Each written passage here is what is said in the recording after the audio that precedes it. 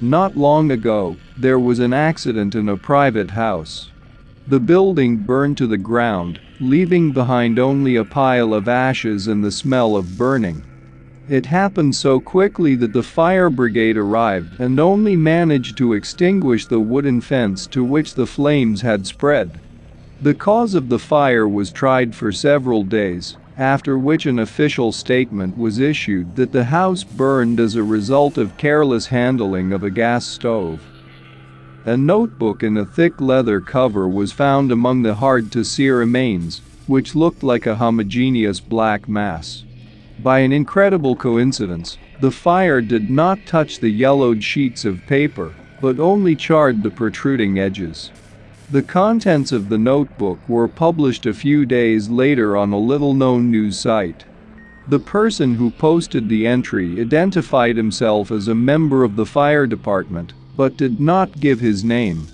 Just a few hours later, the entry was deleted. A few hours later, the site itself stopped working. March 30, 2014.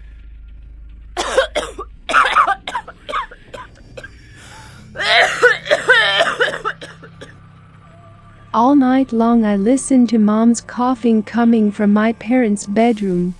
Dad went to the kitchen several times to get water. But Mom wasn't getting any better. Now it's quieted down, and I can finally sleep. Tomorrow is a hard day at school, so I need to get some sleep. March 31, 2014. The doctor came today. He sat in Mommy's room for a long time and then argued loudly with Daddy about something. Daddy told me to stay in my room and not to come out. When everything was quiet, Daddy came into my room and told me the doctor had left. He hugged me and we sat together all evening watching cartoons. He told me that Mommy would get better soon. April 1, 2014. Dad woke me up a few minutes before the alarm clock rang. He was acting weird. He said I didn't have to go to school today. Dad said that Mom was sick and it was better not to bother her. We had breakfast and then he let me play on the computer. He went to Mom's bedroom. There was some noise coming from my parents' bedroom, but I tried not to pay attention to it. In the evening, my dad and I went for a walk. He was very quiet. All evening he flinched at loud noises. When I tried to ask how Mom was doing, he would immediately change the subject. The last time I asked, he yelled at me. April 2, 2014. In the morning I woke up to my father standing in front of my bed and looking at me. I was very frightened. He started asking me if I went to my mom's room. He asked me the same question for a long time. When he was sure I didn't go there, he fed me breakfast and sent me to school. I noticed a white spot on his temple. It's like he's going gray. Dad's acting really weird. I'm scared. When I came home from school and had lunch, I went to do my homework. Dad had left a note saying he'd gone to the store. As I walked past their bedroom door, I saw a shadow in the crack below. It was Mom, pacing around her room. Apparently she was feeling better, but I hadn't gone in to see her yet. Dad told me not to bother her. He came back later. We had dinner in the evening and then watched cartoons together again. He's not so thoughtful anymore. Only his hands are shaking. April 3, 2014. I was awakened by a scream. I didn't even realize who was screaming, because the screaming stopped as soon as I sat up. It was still dark outside the window. I don't know what time it was. I got out of bed and wanted to go out to look, but no sooner had I reached the door than my father came into the room. He was pale and had a crazed look in his eyes. He had one hand behind his back as if he was hiding something. I began to be afraid of him. He told me to sleep and left. I couldn't sleep all night.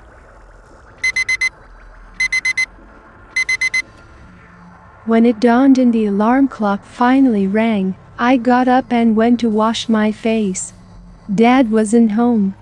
As I walked past their bedroom, I saw the shadow from downstairs again.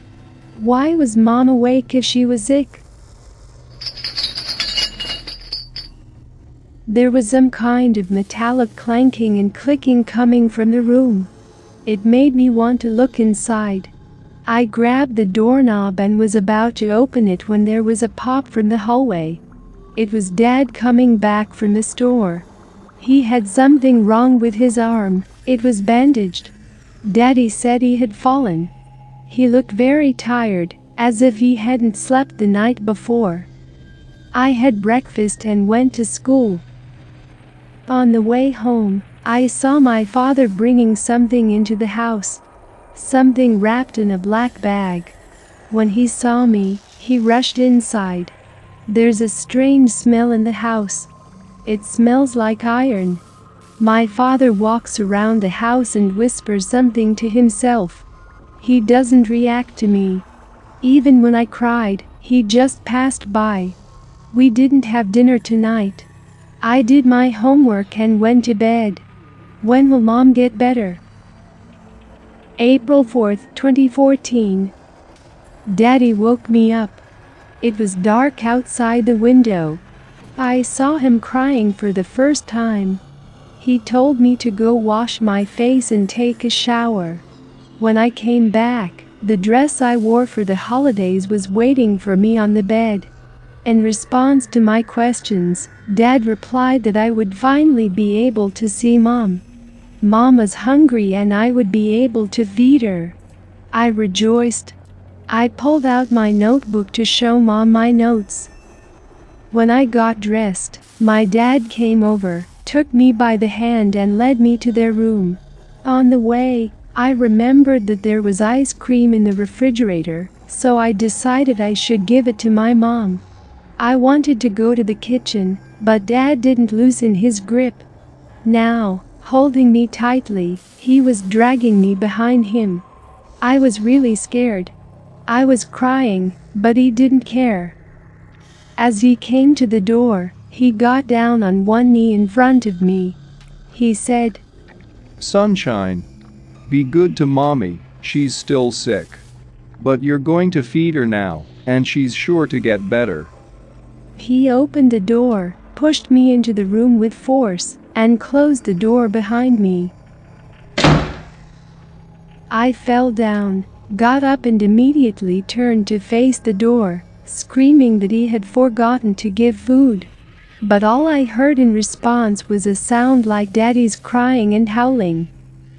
"It smells so bad in here. Mommy?" I asked. Somewhere at the other end of the room, behind the bed. There was a sound of movement accompanied by a metallic clanking sound I'd heard before.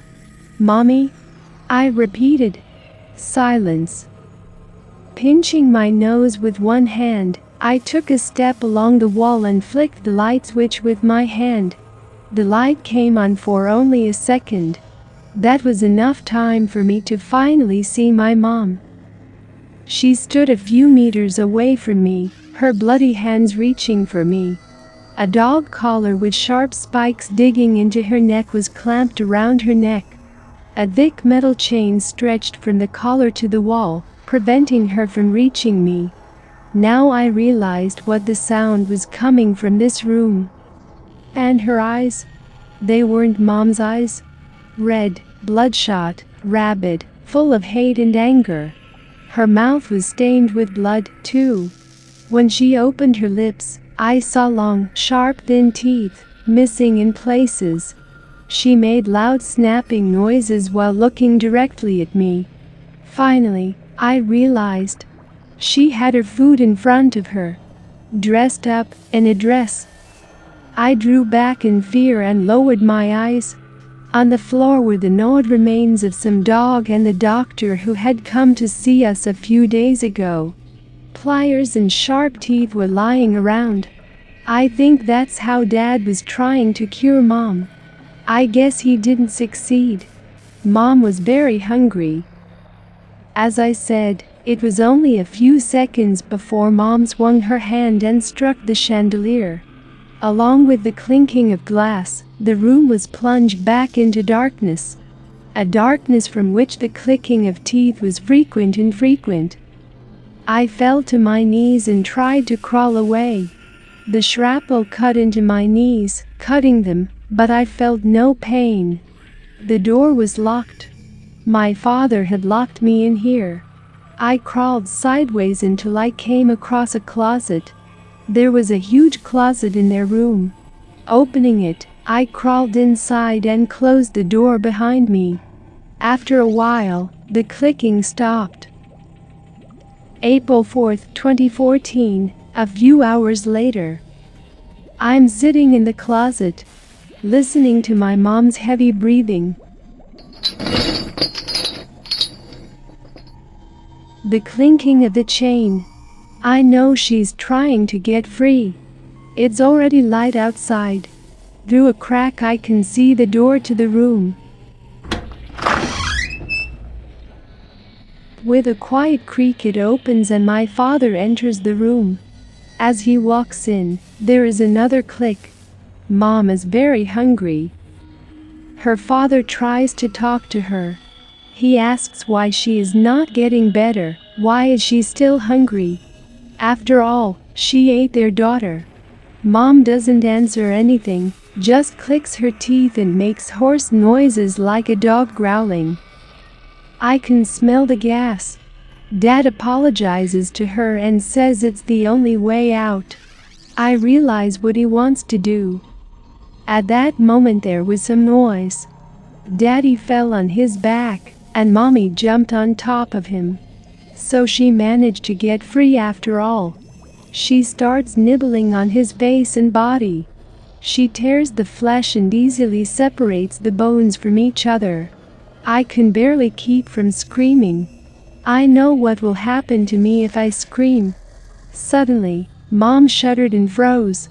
She raised her head and looked around. Mom remembered that I must be somewhere in the house. Without rising to her feet, on her hands and feet, she ran out of the room with a jerk. And I'm sitting here writing. Good thing I have my notebook with me. I can hear my mom running around the house, clicking her teeth. She's searching, not knowing where I am, but knowing I'm somewhere close by. Maybe she can smell me. The smell of gas has become very pungent. Next to my father's mutilated body lies his lighter, which he never had time to light. I think I can do it. That's where the records end. 2 bodies were found under the rubble. The bodies belonged to a man and a girl. The woman's body was never found.